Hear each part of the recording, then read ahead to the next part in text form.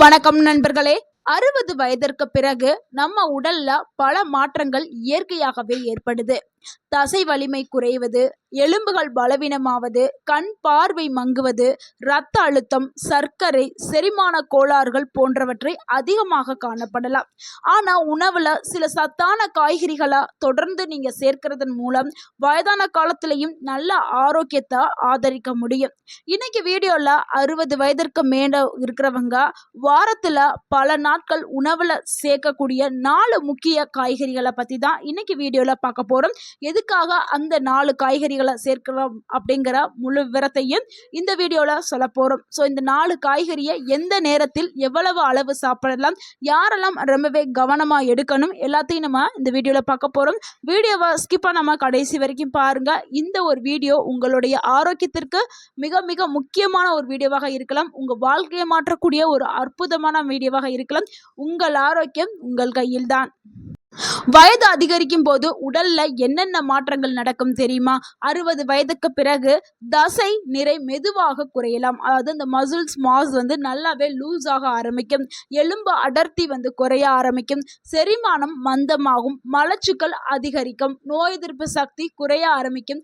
கண் பார்வை வயது சார்ந்த மாற்றங்கள் நிறையவே ஏற்படும். இதயம் மற்றும் இரத்த நாளங்கள்ல ஆரோக்கியமான ஒரு கவனம் ரொம்பவே தேவை. அந்த டைம்ல இதயம் சார்ந்த நோய்கள் வர்றதுக்கான வாய்ப்பு அதிகமாகவே இருக்குது. இதனால தான் விட்டமின்கள், தாதுக்கள், நார்ச்சத்து, ஆன்டி ஆக்சிடென்ட்கள் நிறைந்த 4 முக்கிய உணவை நம்ம பார்க்க போறோம். இந்த 4 முக்கிய உணவு எல்லா உறுப்புகளையும் ஆரோக்கியமா வச்சுக்கிறதுக்கு தேவையான ஊட்டச்சத்துக்களை கொண்டது. அதுல முதலாவது நம்ம பார்க்கக்கூடிய ஒரு உணவு, ஒரு காய் அப்படின்னா அது முருங்கைக்கீரை தான். முருங்கைக்கீரை மற்றும் முருங்கைக்காய். முருங்கைக்காய் ரெண்டுமே ஒரு நல்ல உணவு. ஆனா முருங்கைக்காயை விட முருங்கைக்கீரை தான் ரொம்பவே சிறப்பானது. இது நிறைய பேர் புரிஞ்சுக்க மாட்டேங்கிறாங்க. ரெண்டும் ஒன்று தானே அப்படின்னு நினைக்கிறாங்க. கீரை தாங்க இருக்கிறதுலே பெஸ்ட்டு. ஸோ முருங்கைக்கீரையை நீங்கள் உணவில் எடுத்துக்கிறணும். ஏன் இது ரொம்ப சிறப்பாக நம்ம சொல்கிறோம்னா, முருங்கைக்கீரையில் இருக்கக்கூடிய ஊட்டச்சத்துக்கள் vitamin A, vitamin C, calcium, potassium, இரும்புச்சத்து, நார்ச்சத்து, இதில் இவ்வளவு நிறைஞ்சிருக்க இந்த சத்துக்கள் தான் முருங்கைக்கீரையை ஒரு சூப்பரான உணவு அப்படின்னு சொல்ல வைக்குது. இந்த சத்துக்கள் எல்லாமே நம்ம உடலுக்கு தேவையான ஊட்டச்சத்துக்கள். ஸோ முருங்கைக்கீரை சாப்பிட்றதுனால உடலில் ஏற்படக்கூடிய நன்மைகளை பார்த்துடலாம். எலும்புகளை ஆரோக்கியமாக வச்சுக்கிறதுக்கு முருங்கைக்கீரை பயன்படுது. ஏன்னா இதில் கால்சியம் அதிக அளவில் கொட்டி கிடக்குது. ஸோ நிறைய பேர் என்ன பண்ணுவாங்கன்னா, மூட்டு வலி வந்த உடனே ஹாஸ்பிட்டலுக்கு போவாங்க. அங்கே டாக்டர் கால்சியம் குறைபாடுனால தான் மூட்டு வலிக்குது அப்படின்னு சொல்லிட்டு கால்சியம் நிறைந்த மருந்து மாத்திரையை கொடுப்பாங்க. அந்த மருந்து மாத்திரை சாப்பிட்றதுக்கு முன்னாடி நீங்கள் தொடர்ந்து முருங்கைக்கீரையை சாப்பிட்டுனாவே உங்களுடைய மூட்டு வலி குறையும். உங்களுடைய எலும்புகள் வலுவாக்கப்படும். எலும்புகள் ஆரோக்கியமாக்கப்படும். சிலருக்கெல்லாம் வயதான காலத்தில் எலும்பு சார்ந்த நோய்கள்லாம் வரும். ஆஸ்ட்ரோபோரோசிஸ்ன்னு சொல்லக்கூடிய எலும்பாரிப்பு நோயெல்லாம் வரும். அதெல்லாம் தடுக்கிறதுக்கு முருங்கைக்கீரை பயன்படுது. நோய் எதிர்ப்பு சக்தியை அதிகப்படுத்துறதுக்கு முருங்கைக்கீரை பயன்படுது. ஏன்னா இதில் விட்டமின் சி இருக்குது. விட்டமின் சி இருக்கிறதுனால வெளியிலிருந்து வரக்கூடிய பாக்டீரியா, வைரஸ் போன்ற தொற்றுகளை எதிர்த்து போராடும் தன்மை உடலுக்கு கொடுக்கறதுக்கு இந்த விட்டமின் சி பயன்படுது. விட்டமின் சி முருங்கைக்கீரையில் அதிகமாகவே இருக்குது. அடுத்து மலச்சிக்கலை குறைக்கிறதுக்கு தேவையான நார்ச்சத்து முருங்கைக்கீரையில் இருக்குது. வயதானவர்களுக்கு எதை சாப்பிட்டாலுமே செரிமானம் ஆகாது. மலச்சிக்கல் ப்ராப்ளத்தில் மாட்டிக்கிட்டு இருப்பாங்க. ஸோ அவங்க எல்லாருக்குமே முருங்கைக்கீரை ஒரு சிறந்த ஒரு கீரையாக இருக்குது. ஏன்னா இதில் நார்ச்சத்து நிறைய இருக்குது. நார்ச்சத்து இருக்கிறதுனால அது குடலுடைய இயக்கத்தை தூண்டி மலத்தை மென்மையாக வெளியில் தள்ளுறதுக்கு பயன்படுது. அடுத்த ஒரு நன்மை என்னன்னா, கண் ஆரோக்கியத்திற்கு முருங்கைக்கீரை பயன்படுது. முருங்கைக்கீரையில் விட்டமின் ஏ அதிகமாக நிறைஞ்சிருக்கிறதுனால வயது சார்ந்த கண் பார்வை குறைபாடு, கண்புரை நோய் இதெல்லாம் தடுக்கிறதுக்கு முருங்கைக்கீரை பயன்படுது. உடலுக்கு தேவையான பல தாதுக்கள், மினரல்ஸ், விட்டமின்ஸ்கள் இது எல்லாத்தையுமே கொடுக்கறதுக்கு முருங்கைக்கீரை ஒரு சிறந்த உணவாக இருக்குது. கண்டிப்பாக 60 வயதிற்கு மேலே இருக்கிறவங்க கண்டிப்பாக முருங்கைக்கீரையை உணவில் எடுத்துக்கிட்டே இருக்கணும். எப்படியெல்லாம் எடுக்கலாமா? நம்ம கீரையில் கூட்டு செய்யலாம், சாம்பார், சூப்பு, பொரியல் இப்படின்னு எடுத்துக்கலாம். அட்லீஸ்ட் வாரத்துக்கு 2 இல்லைனா 3 முறையாவது நீங்கள் முருங்கைக்கீரையை எடுத்துக்கிறணும். நிறைய பேருக்கு வயதானவர்களுக்கு சமைக்க முடியாது. ஸோ அப்படி இருக்கிறவங்களுக்கு ஒரு சின்னதாக ஒரு டிப்ஸ் டிப்ஸ் கொடுக்குறேன், அதை ஃபாலோ பண்ணிக்கிறேங்க. முருங்கைக்கீரை பொடி வந்து ஆன்லைன், ஆஃப்லைன், சூப்பர் மார்க்கெட் எல்லா இடங்கள்லையுமே அவைலபிளாக இருக்குது. ஸோ நீங்கள் முருங்கைக்கீரை பொடியை வாங்கி வச்சுக்கிட்டு தினமும் காலையில் வெதுவெதுப்பான 1 கிளாஸ் சுடு தண்ணியில் 1 டேபிள் ஸ்பூன் ஆஃப் கீரையுடைய பவுடரை நீங்கள் கலந்து குடிச்சிட்டு வரலாம். இல்லைன்னா அந்த பவுடரை நீங்கள் தினமும் சாப்பிடக்கூடிய சாதத்தில் 1 டேபிள் ஸ்பூன் பவுடரை போட்டு அதில் சிறிதளவு நெய்யோ இல்லை நல்லெண்ணெய்யோ ஊற்றி நீங்கள் சாதத்தில் போட்டு சாப்பிட்டுட்டு வரலாம். ஸோ இப்படி சாப்பிட்றதுனாலையும் முருங்கைக்கீரையில் இருக்கக்கூடிய எல்லா ஊட்டச்சத்துக்களுமே உங்களுக்கு கிடைக்க ஆரம்பிக்கும். அடுத்து வந்து என்னென்னா முருங்கைக்கீரை அந்த பவுடரில் சூப்பும் நம்ம ரெடியாக செஞ்சுக்கிறலாம். ஸோ அது உங்களுடைய விருப்பம். எப்படியாவது நீங்கள் முருங்கைக்கீரையை வாரத்தில் 2 அல்லது 3 முறை கண்டிப்பாக பயன்படுத்தணும். தினமும் பயன்படுத்துறதுனாலும் பயன்படுத்தலாம். ஆனால் எப்போ பயன்படுத்தினாலும் அளவை வந்து நீங்கள் சரியாக எடுத்துக்கிறணும். 1 டேபிள் ஸ்பூன் அளவு மட்டும்தான் பயன்படுத்தணும். நிறையாவும் நீங்கள் சாப்பிடக்கூடாது. எந்த ஒரு உணவாக இருந்தாலும் அளவுங்கிறது ரொம்ப ரொம்ப முக்கியம். ஆனால் நீங்கள் தினமும் எடுத்துக்கிறங்க, அளவோடு எடுத்துக்கிறங்க. அடுத்து நம்ம 2வதாக பார்க்கக்கூடிய ஒரு காய்கறி என்னென்னா பீட்ரூட் தாங்க. பீட்ரூட் பலருக்கும் ஒரு பிடித்த காய்கறியாக இருக்கும். சிலருக்கு வந்து பீட்ரூட் வந்து பிடிக்காது, சிலருக்கு வந்து இனிக்குது அப்படின்னு சொல்லிட்டு அந்த காயை வந்து ரொம்ப பேர் வந்து ஒமிட் பண்ணுவாங்க. ஆனால் இதில் வந்து என்னன்னா போலேட், பொட்டாசியம், நார்ச்சத்து, நேச்சுரல் நைட்ரேட் வந்து இருக்குது. ஏன்னா நைட்ரேட் எல்லா உணவுகள்லையும் இருக்காது, அது பீட்ரூட்ல தான் இருக்கு. இந்த நைட்ரேட் தான் பீட்ரூட்டை தனியா ஒரு சிறந்த ஒரு காய்கறியா எடுத்து காமிக்கிறதுக்கு இருக்குது. ஸோ அந்த நைட்ரேட் நம்ம உடலுக்கு ரொம்பவுமே முக்கியம். இயற்கையான நைட்ரேட்டுகள் உடல்ல வந்து நைட்ரிக் ஆக்சிடாக உருவாகிறதுக்கு அது உதவுது. இது இரத்த நாளங்கள் தளர்வாகிறதுக்கும் இரத்த ஓட்டத்தை ஆதரிக்கிறதுக்கும் பயன்படுதுங்க. ஸோ நம்ம உடல்ல வந்து கால்ல இருந்து கால் பாதம், தலை உச்சியிலிருந்து கால் பாதம் வரைக்கும் ரத்த ஓட்டம் சீராக இயங்கணும்ல, அதுக்கு நம்ம பீட்ரூட்டை வந்து எடுத்துக்கலாம். பீட்ரூட் ஜூஸாகவும் எடுத்துக்கலாம், இல்லை பீட்ரூட்டாகவும் எடுத்துக்கலாம். இதில் நிறைய நார்ச்சத்து இருக்கிறதுனால மலச்சிக்கலை போக்குறதுக்கும் செரிமானத்தை மேம்படுத்துறதுக்கும் பயன்படுது. இதில் இருக்கக்கூடிய செல்கள் உருவாக்குறதுக்கு போலேட் வந்து பயன்படுது. அடுத்து இதில் இருக்கக்கூடிய ஆன்டி ஆக்சிடென்ட்டுகள் செல்களை பாதுகாக்கிறதுக்கு பயன்படுது. அதனால தான் பீட்ரூட் ஜூஸ் குடித்தா ஒரு க்ளோயிங்கான ஸ்கின் கிடைக்கும் அப்படின்னு சொல்கிறோம். அது ஸ்கின்னை வந்து பராமரிக்கிறதுக்கும் ஒரு கிளியரான ஸ்கின் கிடைக்கிறதுக்கும் பீட்ரூட் வந்து பயன்படுது. அது மட்டும் கிடையாதுங்க, பீட்ரூட் ஜூஸை குடிச்சோன்னா நம்மளுக்கு ஒரு நல்ல ஒரு எனர்ஜி கிடைக்கும். அதனால தான் உடற்பயிற்சி செய்கிறவங்க, விளையாட்டு வீரர்கள் இவங்க எல்லாருமே காலையில் வந்து பீட்ரூட் ஜூஸை குடிச்சிட்டு தான் அடுத்து வந்து அவங்களுடைய உடற்பயிற்சியை ஸ்டார்ட் பண்ணுவாங்க. ஏன்னா அந்த அளவுக்கு இது நல்ல ஒரு பவரை வந்து கொடுக்கும், ஒரு எனர்ஜி, ஸ்டாமினா இது எல்லாத்தையுமே கொடுக்கக்கூடியது பீட்ரூட் ஜூஸ்.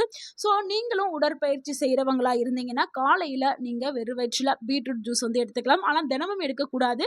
வாரத்தில் 5 நாட்கள் இடைவெளி வெட்டி எடுக்கிறது ரொம்பவே நல்லது. இந்த பீட்ரூட்டை எப்பெல்லாம் சாப்பிட்லாம்னா நம்ம ஜூஸாக எடுத்துக்கலாம், இல்லை வேக வச்சு சாப்பிட்டுக்கலாம், சாலடாக எடுத்துக்கலாம், பொரியலாக எடுத்துக்கலாம். ஆனால் அளவோடு எடுத்துக்கிறனுங்க. 1 கிளாஸ்க்கு மேலே நீங்கள் குடிக்கக்கூடாது. அதே மாதிரி சிறுநீரக கற்கள் ஆல்ரெடி இருக்கிறவங்க, ஆல்ரெடி இருந்தவங்க இவங்க எல்லாரும் பீட்ரூட் ஜூஸை தவிர்க்கிறது ரொம்பவே நல்லது. அப்படி நீங்கள் எடுக்கணும்னா நீங்கள் உங்களுடைய மருத்துவர்கிட்ட உங்கள் உடல்நிலையை காமிச்சு ஆலோசனை பெற்றுட்டு எடுக்கிறது ரொம்ப ரொம்ப நல்லது. அடுத்து நம்ம 3வதாக பார்க்கக்கூடிய ஒரு காய்கறி என்னன்னா கேரட் தாங்க. கேரட் எல்லாருக்குமே தெரியும், அதை சாப்பிட்டா ரொம்பவுமே ஆரோக்கியமானது. அதுவும் முக்கியமாக கண்ணுக்கு வந்து உகந்தது கேரட் அப்படின்னு எல்லாருக்கும் தெரியும். ஆமாங்க, இதில் வந்து பீட்டா கரோட்டின், விட்டமின் ஏ, நார்ச்சத்து, பொட்டாசியம் இது எல்லாமே அதிகமாக இருக்குது.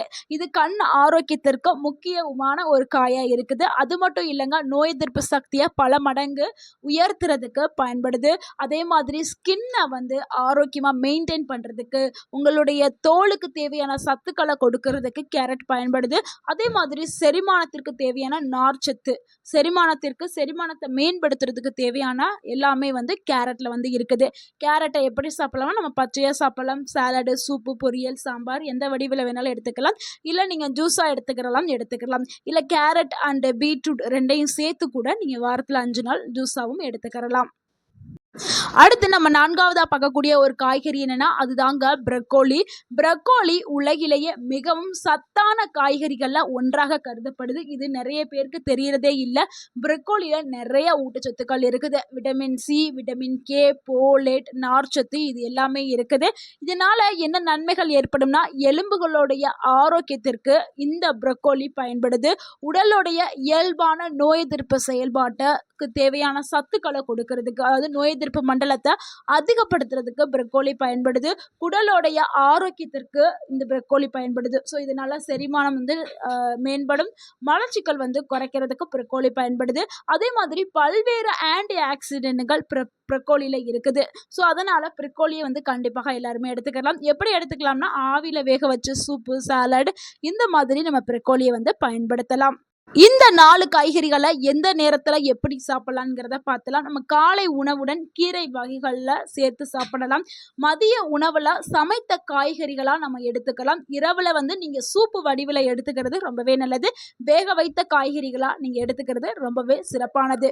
ஆனால் இந்த காய்கறிகள் 4 காய்கறிகளையும் வாரம் முழுக்க நீங்கள் மாற்றி மாற்றி மாற்றி நீங்கள் பயன்படுத்துறது ரொம்பவுமே நல்லது. இந்த 4 காய்கறிகளை எடுக்கும்போது யாரெல்லாம் ரொம்பவே கவனமா இருக்கணும்னா, ரத்தம் மெலிதாக்கும் மருந்து எடுத்துக்கொள்பவர்கள் ரொம்பவே கவனமா இருக்கணும். ஏன்னா வந்து அவங்க வந்து விட்டமின் கே அதிகமா இருக்கக்கூடிய கீரைகள் மற்றும் ப்ரக்கோலி போன்ற உணவுகளை வந்து அதிகமா பயன்படுத்தக்கூடாது. ஸோ அதனால அவங்க ரொம்பவே கவனமா இருக்கணும். அடுத்து சிறுநீரக நோயாளிகள் அவங்களும் சில உணவு கட்டுப்பாடு இருக்கும். ஸோ அவங்களும் இந்த உணவுகளை எடுக்கும்போது ரொம்பவே பார்த்து எடுக்கணும். மற்றபடி எல்லாருக்குமே இந்த 4 காய்கறிகள் வந்து ரொம்பவுமே ஆரோக்கியமானது. நண்பர்களே, 60 வயதுங்கிறது பலவீனத்தோடைய அடையாளம் கிடையாது. சரியான உணவு, ஒழுங்கான உடற்பயிற்சி, போதுமான தூக்கம் இருந்துச்சுன்னா 60, 80, 90, 100 வயதுகள்லையும் நம்ம நோயின்றி ஆரோக்கியமா வாழலாம். நம்ம சொன்ன இந்த 4 காய்கறிகளோடு தினமும் செய்யக்கூடிய சில ஹெல்த் டிப்ஸையும் நீங்க ஃபாலோ பண்ணுங்க.